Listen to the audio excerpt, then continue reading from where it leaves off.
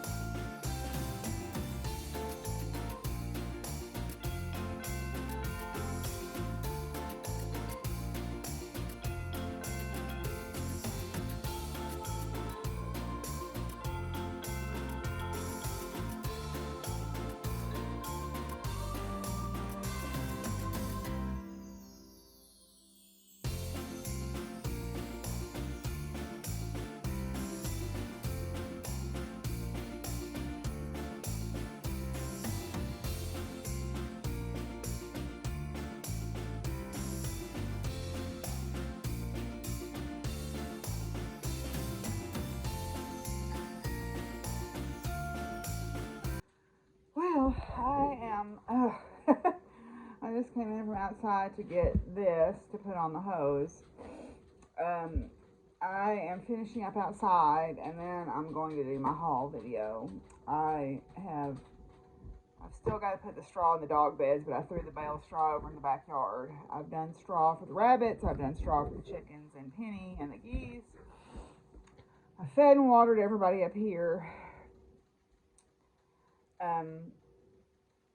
Put a tarp over the rabbit cages to keep some of the air out. The wind, not the air, but the wind out. It's very cold when the wind blows right now.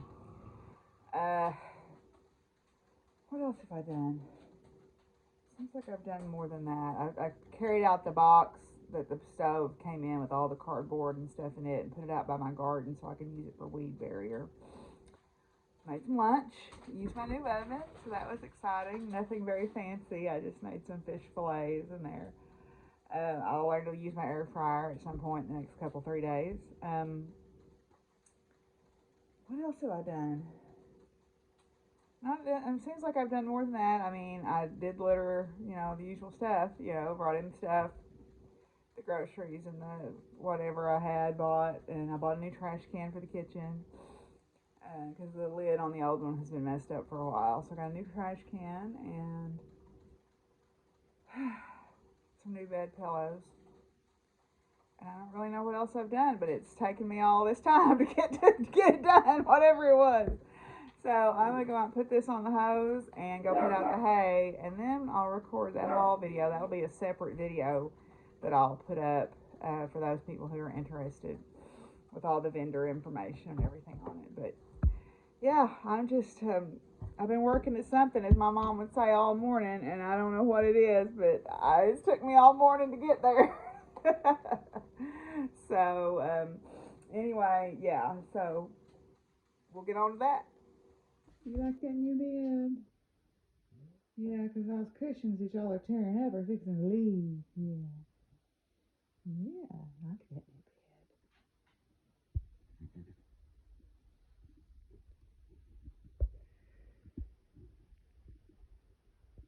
Hi, Ears, you like that bed too? Yeah, you like that bed too. So I just opened all my mail and didn't hit record. Hey!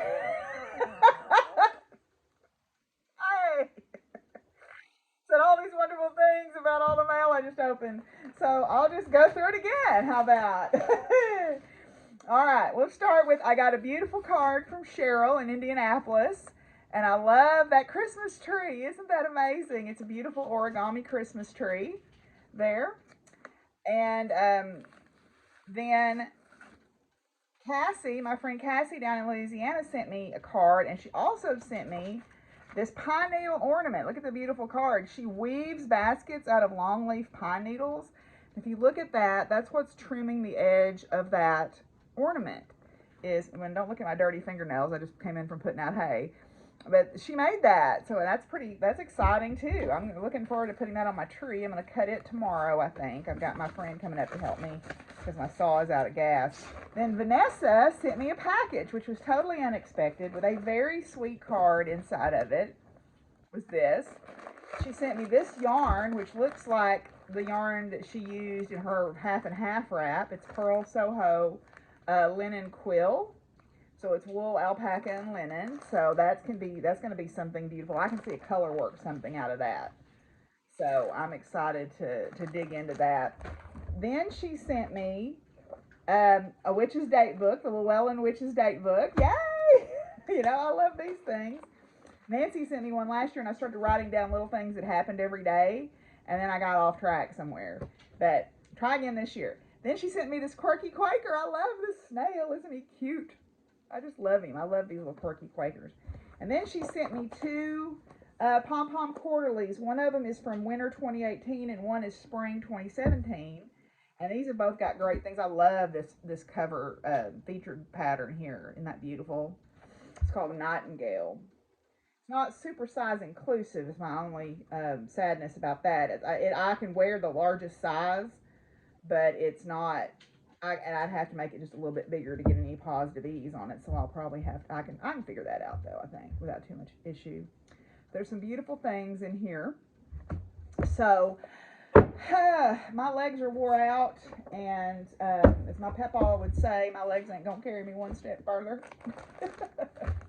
So I'm gonna fix me something to drink, and then I'm gonna go record my haul video from Enchanted Market. We've been talking about doing that for a couple of days, so let's get that done. First, I'll leave. Oh, I was trying to remember what else I did while ago and why I was so tired and why it took me so long. I mowed the yard. I push mowed the yard. Yeah. I let that pigweed, it's called Cuban jute, but we call it pigweed around here. It's this real super stemmy thing, and it grows up really tall, and it's super spready, and it has a huge long taproot on it. It's just a pain. You can make brooms out of it apparently, but I let it freeze a couple of times and it got kind of brittle, so I went out there with my push mower and I mowed the front and the backyard. So that's why I'm so tired. That flew out of my brain that I did that. But the dog beds are fixed with straw. The bunnies have got straw and a tarp. Penny's got a pile of straw. The geese have got straw. The chickens have got straw. Everybody's got straw. Turkey in the straw. Anyway, all right, now I'm going to record my video. Well, something I've been meaning to show, and don't look at my dirty window, is this beautiful piece of artwork that Krista had Vicky make for me for my birthday. And I hang it up in my window. I've got my witch's bells hanging in front of it right now. I may move those. Over to my west window. So this art stands alone. Isn't that beautiful? Vicky painted that. Krista had her do it for me for my birthday. Well, that light is certainly streaming in the window today. So let's see here. So yesterday we got our Western Rider, and I would say that they are feminine presenting, and that's all we're going to say. Maybe she, her pronouns we don't know for sure because they can't tell us, but I'm going to say that this is a feminine presenting Western Rider. So they would be in ladies' Western Pleasure perhaps, or 2-year-old Snapplebyt. Who knows how old the Appaloosa is. But anyway, so the next one is, another jump. Today is another jump. So apparently this is primarily a English farm with some Western going on at it. So we've got another jump today. All right. I have been just piddling around, hanging up some pieces. I'm looking for, those of you who are hanging around in August, remember I got the 2 little pieces of quilling at Bargains Galore on 64. And they're in here somewhere. I've got to do some work in here this weekend. I wanted to hang those up finally, and I don't know where they are. They're in here somewhere. So I will hang them up at some point. So let's go look at our cards. Okay, so Mr. Tooth decided he would join us since it's been a minute since we've seen him. He's been busy in here, I guess, causing chaos because it looks like a mess in here. But tomorrow afternoon, one of my projects for tomorrow afternoon or Monday is going to be to straighten up in here. So probably a little bit of tomorrow afternoon mostly, but I'm starting to put things away from Enchanted Market and hang things up that need to be hung up and that kind of stuff. So that's going to help a little bit. And then I've got some boxes to go through my yarn and organize it with the yarn that Shirley gave me and the yarn that Jessica's bringing me on Thursday. So, yeah, what I need to do is pull my yarn and my knitted items out. And there's some empty, I'm saving those good boxes. Well, I don't need as many good boxes. It's what I've got. So some of them are going to go to recycling. But anyway, so let's do our cards for today. So our first one today is Jane Jacobs. Jane Jacobs was born in 1916, died 2006, was an urban activist and author of the book, The Death and Life of Great American Cities. From Jane, while you are looking, you might as well also listen, linger, and think about what you see. Now, that's a good idea. I think what attracted me most to Jane Jacobs was her unwillingness to let those with more credentials and degrees deter her from fighting for something she was passionate about. Her critics tried to reduce her by calling her a housewife, but she paid them no attention and used her voice to connect with her neighbors and others who were passionate about keeping her city vibrant. When you need to stand up to those who use their degrees or credentials as a tool to block your ideas, call on Jane Jacobs.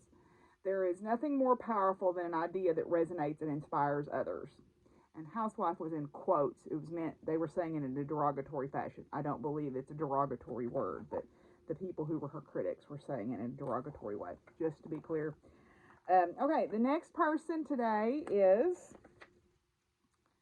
let me make sure I've got the right one here. Yes, Irena Sendler. Irena Sendler was born in 1910, died 2008.